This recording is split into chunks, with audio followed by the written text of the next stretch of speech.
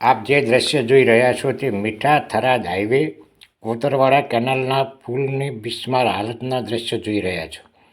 છેલ્લા કેટલા સમયથી આ પુલ બિસ્માર હાલતમાં જોવા મળી રહ્યો છે.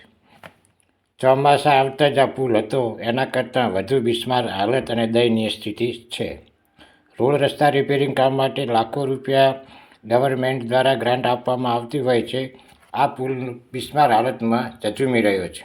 છેલ્લા કેટલા સમયથી વાહન ચાલકો પરેશાનીનો સામનો કરી રહ્યા છે.